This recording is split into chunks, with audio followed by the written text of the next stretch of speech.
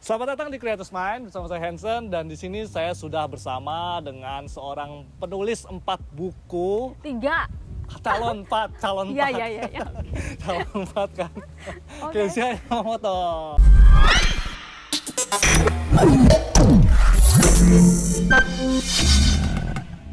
Halo. Oke. Saya mau bahas tentang menulis. Karena dia kan emang udah terverifikasi lah sebagai seorang penulis dan seorang self-publisher. Ya. Ya kan, nah disitu saya tertarik mau tahu nih tentang self-publisher itu seperti apa. Tapi sebelumnya saya mau dengar ceritanya Kezia dulu. Awal mulanya bisa tertarik dengan menulis itu dari mana sih Kezia? Sebenarnya dari kecil aku udah suka nulis. Dari Kayak kecil, dari lahir, dari bayi? nulis, mulai usia SD lah ya. SD. Itu Oke. suka nulis-nulis kayak puisi-puisi, kayak puisi cinta? alam. Enggak, aku nggak suka yang gitu-gitu. Lebih kayak misal alam, terus keluarga, orang tua, kayak gitu. Sampai SMP jadi salah satu buku penuh itu, satu buku tulis yang tebel, itu penuh. Terus aku tunjukin ke guru bahasa Indonesia aku. Wow. Terus dia bilang, kamu tuh sepertinya memang punya bakat menulis, jadi kamu terusin aja. Apa yang kamu rasa, apa yang kamu kayak galau, termasuk sedih atau apa, kamu nulis aja, siapa tahu nanti bisa jadi sesuatu. Itu pesan guru aku zaman SMP. Nah, Oke. terus aku ikutin. Jadi kalau misalnya aku lagi ngerasa kayak aneh, termasuk kayak kadang kan kita apalagi anak muda gitu ya, Galau-galau. usia SMA, iya kayak hidup tentang juga kayak bosen nih sama rutinitas sekolah gitu, sebel juga nih sama guru kayak gitu. Kalau udah banget gitu ya, kadang aku pilih untuk nulis. Terus dikasih ke Itu gurunya awalnya. yang disebel? Enggak, kalau itu enggak. Oke, nah dari situ akhirnya berkembang, bertumbuh, menulis. Sekarang jadi akhirnya bisa nulis buku sendiri. Ya. Gitu. Nah, saya mau nanya nih, sebenarnya semua orang bisa menulis gak sih? Kalau ditanya bisa atau enggak, pasti bisa ya. Kan kamu tinggal nulis. Oh iya benar. Iya dong. Mungkin pertanyaannya menulis dengan baik. Nah, itu yang perlu dilatih. Kalau misalnya bisa sih bisa, susah ya bisa jadi. Untuk sebagian orang mungkin gampang, sebagian orang mungkin lebih sulit gitu. Tapi Ya. bukan berarti sulit itu kan bukan berarti nggak bisa dong. Bisa gitu, tinggal bagaimana melatih supaya bisa menghasilkan sebuah tulisan yang baik. Oke, gimana cara melatihnya? Kalau yang dari aku pribadi ya, pertama kita harus menjadi pembaca yang baik sih. Jadi pembaca dulu? Karena kita nggak mungkin bisa nulis sesuatu yang baik kalau kita nggak punya reference bacaan yang baik. Oh, Misal oke. mau nulis novel nih, ya baca novel dong dari Ya. berbagai jenis. Yang mau novel yang tentang apa nih, kan ada banyak, ada romance misalnya kan, ada family, ada apa gitu. Kita baca, semakin banyak baca kan dari situ akan banyak source yang Ya. kita dapat. Kemudian kita adjust nih dengan sepertinya style Gaya kita saya, ya. kepribadian, karakter saya tuh lebih ke sini. Ya udah, mulai kita buat, mulai kita latih gitu. Ikut kelas-kelas profesional penulis juga bisa untuk juga yang bantu. pemula. Itu bisa untuk menolong dari mana dulu saya mulai gitu, menemukan karakter sendiri, kemudian step-stepnya. Karena nulis misalnya jadi sesuatu yang baik dan bisa dinikmati orang kan juga perlu goal yang jelas ya. Jadi nggak cuman aku nulis saja kayak gitu, kan perlu ada goalnya. Nah, ikut kelas-kelas itu juga bisa. Oke, berarti dengan membaca ya? Pertama harus Karena jadi dengan membaca pembaca juga dulu. kita bisa dapat kosakata baru juga ya. Betul. Terus juga bisa tahu kayak tata cara penggunaan kalimat, tanda kutip apa segala macam juga bisa Betul. belajar dari sana juga ya. Selain itu juga harus menulis, benar nggak? Iya dong. Kalau itu Kalau melatih cuma harus belajar bayar. nulis, Ya. Soalnya saya pernah dengar kalau misalnya kita mau jadi seorang penulis ya, you harus menulis at least berapa kata dalam sehari gitu setiap harinya. Itu tergantung dari cara belajar orang, itu kan beda-beda ya. Ada yang mungkin dia konsisten 1 hari 15 menit, itu boleh juga. Tapi ada juga yang based on situation atau moodnya dia lagi dapat nih pas jam segini nih. Itu dia bisa dapat banyak, bisa 2 jam dia habisin. Tapi besok dia ternyata nggak dapet Blank. nih gitu. Iya, tergantung, kembali lagi ke Nah orangnya. itu gimana tuh? Itu namanya blank, itu namanya berarti writer's block ya. Kadang-kadang orang tiba-tiba kayak saya tuh, kadang saya kan suka nulis blog tuh. Suka nulis blog, nulis, tapi tiba-tiba kayak, aduh gue bingung nih mau tulis apa lagi ya. Tiba-tiba ide hilang, itu namanya writer's block kan. Nah itu saat terjadi seperti itu kira-kira apa sih yang harus dilakukan? Kalau Pernah saya nggak Kezia ngalamin? pernah. Kalau saya sih, saya tidak akan memaksakan diri untuk meneruskan. Oh. Karena pada waktu memaksakan diri untuk meneruskan itu sama aja kayak apa sih kalau kita memaksakan sesuatu yang sebenarnya kita nggak in, hanya untuk demi supaya selesai gitu kan ya. Carilah referensi, carilah untuk penyegaran, mungkin kita baca lagi atau belajar dari penulis tertentu, lihat gaya stylenya dia, atau mungkin dari situasi-situasi yang sedang berkembang saat ini. Kan kalau saya biasanya sih bisa jadi inspirasi, atau kadang juga dengan dengerin musik, terus kita nonton sesuatu gitu, nanti bisa muncul ide. Jadi alihkan kepada sesuatu yang beda, aktivitas yang beda, tapi yang kira-kira dari situ kita bisa ambil inspirasi. Jadi nanti kita bisa dapat lagi untuk tulisan kita. Iya, benar, kita tinggalin ya. Soalnya saya juga pernah waktu itu suruh bikin ide satu drama, tapi kayak blank gitu mau bikin apa. Ujung-ujungnya saya denger lagu apa, lagu Sherina yang dia pikir, yang masih kecil itu kan. Ya udah tiba-tiba kayak ide masuk, ya udah saya sambil denger lagu, saya ketik naskah dramanya. Jadi ide itu bisa datang dari mana-mana ya. Ya, bisa. Nah, menulis itu bisa dimonetize gak sih? Dari menulis bisa dapat duit gak gitu? Ya. Karena jelas di Indo, bisa sih ya. Kalau di luar mungkin ya penulis emang orang kan suka baca buku kan. Tapi Ya. kalau di Indo kayak gimana ya? Kayak penulis itu kayak kurang gimana gitu. Ya, Ya kan? ya kurang kalau bahasa emang kurang dihargai gitu lah ya. Tuh. Ya. Kalau ditanya bisa atau enggak bisa. Karena kita kan ini nggak cuman ngomong nulis dalam bentuk buku kayak yang aku lakukan gitu ya. Ada banyak cara supaya tulisan kita itu bisa menghasilkan uang. Misalnya nulis blog itu kan juga bisa ya. Dulu kan aku sebelum nulis buku aku mengawali dari blog kan. Blog di situ kita bisa monetize juga kan. Karena viewersnya banyak, yang sekali kalau kita tracking sekali post artikel tuh bisa aku dulu 11.000 yang baca kayak gitu kan. Berarti lumayan gitu, karena memang materi yang saya buat itu kan segmented untuk orang-orang yang sakit autoimun. Nah dari situ kan dari AdSense itu kan lumayan. Jadi kalau dikumpulin dalam jangka waktu tertentu itu juga, tapi butuh proses lah, nggak bisa langsung hari ini nulis terus aku pengen besok dapat uang, itu yang nggak bisa. Itu kalau dari yang platform internet ya sekarang ya blog. Kalau sekarang misalnya sosial media, kita ngomong sosial media, aku lihat nggak cuma di luar, di Indonesia juga sudah ada. Misal kita kan suka nulis tapi bukan dalam bentuk buku nih. Kita suka baca, kamu suka baca kan, aku suka baca, bikin review. Ini ditulis kan, berarti kita kan ketik di situ nih isinya apa, lalu dia tuh karakteristiknya apa, kemudian misalnya ada minusnya apa, kelebihannya apa, itu kan review jujur karena kita beli buku, kita tulis. Kalau kita sudah semakin, kan orang-orang yang baca juga nanti banyak yang cari dong. Betul. Kita kan akan ketemu komunitas yang cocok. Nah dari situ orang yang penulis, misal saya ketemu dengan reviewer yang seperti itu kan, aku akan bisa kontak kamu kan. Misal saya mau minta di review gitu, apakah ada biaya atau tidak. Nah itu kan bisa juga gitu, kita kayak dalam tanda kutip endorse ya. Tapi kalau aku sih lebih sebenarnya nggak tepat. Kalau endorse kan kayaknya kamu cuma dibayar terus kamu, kalau ini kan kamu memang baca dan kamu kasih review yang jujur. Cuman untuk waktu yang kamu luangkan itu si penulis kasih apresiasi lah buat kamu kayak gitu, berapa tarifnya seperti itu. Oh ya, kayak microblogging itu di IG. Ya itu kan banyak juga sekarang, bisa juga. 5 tips dari Kezia. Ya itu Cara contohnya. mengatasi autoimun apa? Ya kalau dari buku sendiri ya udah jelas bisa ya. Kita mau self publishing atau kita lewat publishing yang pokoknya kita hanya sebagai penulis gitu, kan tetap sama-sama menghasilkan uang. Kalau misalnya yang kita lewat publisher, ditaruh di toko buku, itu kan kita dapat royalti, meskipun nggak besar ya, kalau di Indonesia juga sangat kecil. Kemudian kalau yang self publishing kita bisa atur sendiri, misal kayak yang aku lakukan sekarang kan jualannya online, aku bisa bundling dengan video tutorial, misal kan juga banyak tuh sekarang yang bikin ya, kita ads kan, misal kayak gitu, jadi itu juga bisa menghasilkan uang. Oke, kita ngomong soal self publishing nih. Apa sih perbedaan self publishing sama yang pakai publisher itu? Oke. Sebenarnya sama-sama pakai publisher ya. Cuman kalau yang full sama publisher itu kita hanya sebagai penulis, kasih naskah, terima beres. Nanti tahu-tahu kita bukunya udah keluar gitu. Jadi yang menerbitkan lalu yang mendistribusikan, jualin itu juga si publisher ini.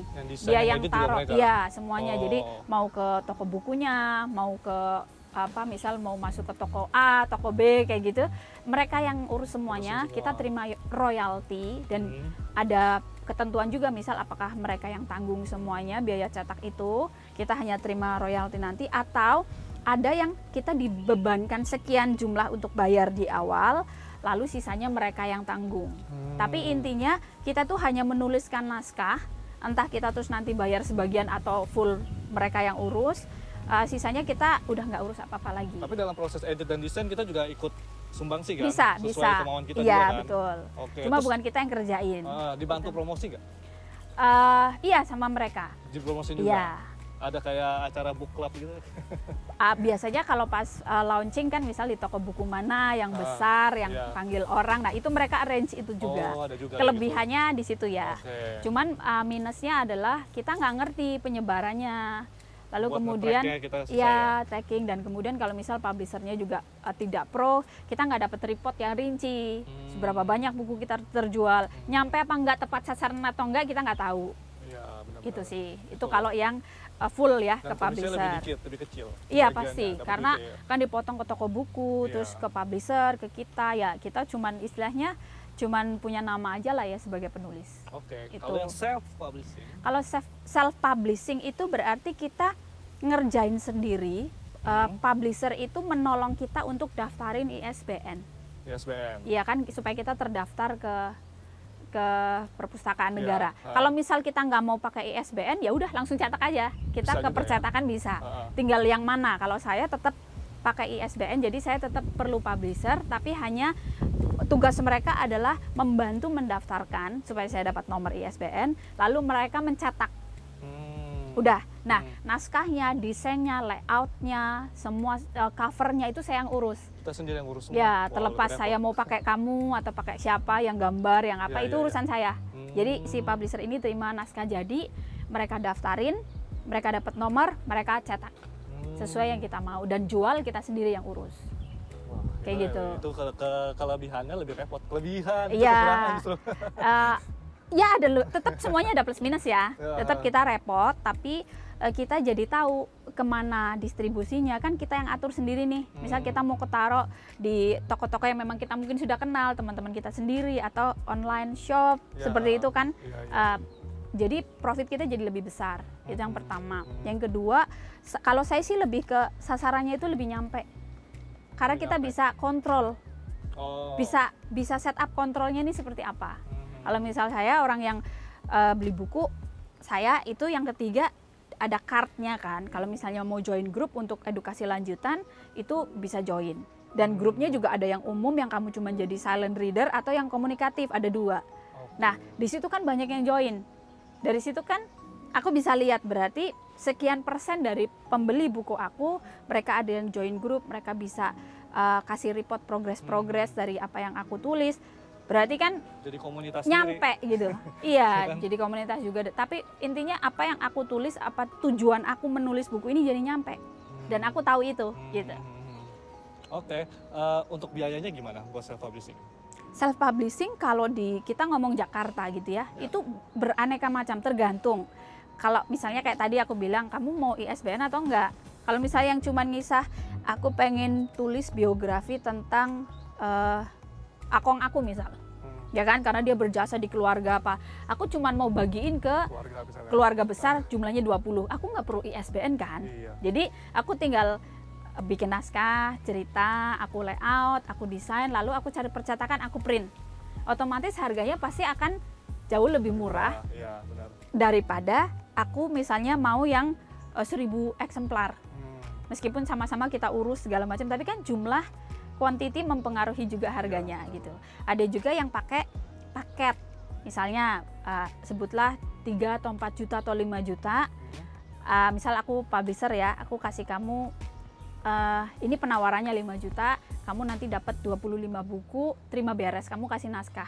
Jadi layout semuanya itu aku yang urus, kamu bisa juga gitu ya. bisa. Ada juga yang seperti itu. Bisa cari banyak kok browsing. Itu dari browsing bisa. Bisa. Tapi kalau buat tahu yang mana terpercaya mana enggak? Itu harus compare ya. Misal kalau cara saya nih ya, Iya. kan cari dulu nih ya di internet, terus aku data dulu yang Baik, mana, ya. aku chat juga dong, aku tanya atau email, ketentuannya seperti apa, plus minusnya, terus hitung per bukunya jadinya berapa, terus apakah mereka bantu, misal kalau kita 50, apakah mereka bantu jualin atau semuanya lepas kita terima ya. gitu. Tergantung kebutuhan kita juga seperti apa. Lalu nanti aku compare, aku cari sosial media, aku ketik apakah ada review buku-buku dari yang ini terbitin. orang-orang ini, atau misal ada kenal komunitas penulis gitu, apakah ada yang pakai sini? Itu saya tanya di situ. Sampai akhirnya akhirnya saya putuskan pakai yang ini gitu, karena ada reference dari beberapa orang, lalu juga ada notice dari misal sosial media tertentu yang saya lihat juga bagus. Terus komunikasi awal, cara mereka kasih kita penawaran, misalkan kita bisa lihat dari awal ya, responsifnya seperti apa, terus ramah atau enggak. Kita bisa tahu di sononya ya. Oke, berarti ya itu harus kita survei dulu, selidikin dulu. Ya. Tapi kalau untuk biaya pastinya kira-kira berapa sih yang harus disediain seorang self publisher? Tergantung sih, kalau tadi misal saya bilang 20 tadi kan, misal kalau mau yang cuma 20 eksemplar buku dan nggak usah pakai ISBN kayak gitu ya, itu kayaknya 3,5-an sih ya kalau yang terakhir waktu itu saya lihat. kalau mau pakai gituan? Kalau yang mau ISBN terus jumlahnya besar gitu ya, paling nggak bisa menyiapkan budget itu 10 juta up lah. Ke atas ya? Iya, kalau misal eksemplarnya udah ratus, apalagi sampai 1000 ya. Sampai ribuan? Iya. Oke, berarti itu harus disediakan ya, sekitar 10-an ke atas ya? Nah, mungkin Kezia punya nih pesan buat teman-teman mungkin yang baru mau belajar menulis atau yang mau self-publishing. Kira-kira apa sih buat kalian, buat yang lain? Oke, yang pertama tentuin dulu tujuan nulis itu apa. Karena kan supaya nanti kita itu nggak terlalu meraba-raba, kayaknya semua genre kita ambil, semua platform kita ambil kayak gitu kan. Ya. Jadi tujuan kita itu kemana dulu gitu. Kemudian targetnya kita tuh, kalau misalnya kamu nulis apa dan buat siapa, itu juga harus dicari tahu dulu. Kalau misalnya saya lebih ke buku cetak, karena memang dominasi orang-orang yang saya targetkan itu adalah orang-orang yang usianya 30 up, yang memang mereka kalau usia 30 up itu kan memang sih sekarang udah gadget gitu ya, orang e-book, tapi kalau untuk usia yang udah 30 up, apalagi dia punya sakit atau apa, kan nggak bagus juga terlalu banyak di layar, hanya untuk membaca gitu. Betul. Itu juga aku pikirin, jadi aku lebih ke buku cetak. Memang e-book juga akhirnya keluarin, Ada juga tapi ya? bukan main gitu. Nah, aku ke sini. Untuk yang sosmed sendiri hanya sebagai alat bantu aku untuk mempertegas isi buku cetak aku. Nah, itu harus dicari tahu dulu nih, jadi supaya kita nanti nggak bingung kan, semuanya jadi nggak kepegang, mana yang mau difokusin, mana yang hanya sebagai substitut tambahan untuk melengkapi yang main ini. Itu harus dicari tahu dulu gitu. Dan itu yang paling banyak makan waktu lama sebenarnya. Jadi cari tahu dulu apa yang kita mau buat dan targetnya itu kemana dan dari platform apa. Misalnya mau blog nih, kan berarti ya udah fokusin aja di situ kayak gitu. Nah, terus yang kedua itu ya mulailah nulis gitu, jangan cuman kepengen, mulailah nulis, bisa minta orang untuk review cara kita nulis. Aku ada bina beberapa anak remaja yang usia kuliah lah ya, bukan remaja, anak muda gitu di bawah aku, karena tahu aku nulis, terus pernah ikut sekolah nulis juga, mereka minta bantuin dong cara nulis aku nih seperti apa. Nah, mereka kirim tuh tiap bab ke aku baca, aku kasih review, kok kayaknya nanggung ya cerita kamu, kok yang ini kayaknya nggak penting tapi kamu tulis gitu. Jadi dari situ kan dia bisa cut. Jadi harus ada pihak lain yang bisa bantu kita juga sih, supaya bisa kasih masukan, kasih pendapat ini bagusnya gimana. Kayak buku aku kan juga aku minta dokter baca dulu sebelum terbit. Misal ada temen yang sama-sama sakit, kira-kira ini bakal membantu nggak kalau kamu orang yang sakit gitu. Kalau yang keluarga nggak sakit, kira-kira bisa jadi ada insight nggak kayak gitu. Itu aku kasih mereka dulu, baca beneran, bukan cuman daftar isi terus oh ini bagus gitu, nggak. Aku kasih lihat mereka kayak gitu.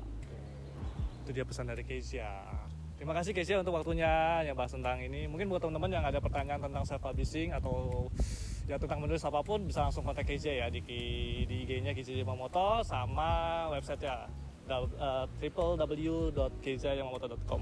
Oke, Kezia, thank you. Semoga tetap sehat selalu dan ditunggu buku yang keempatnya yang coming soon itu kan. Oke, thank you. Bye-bye.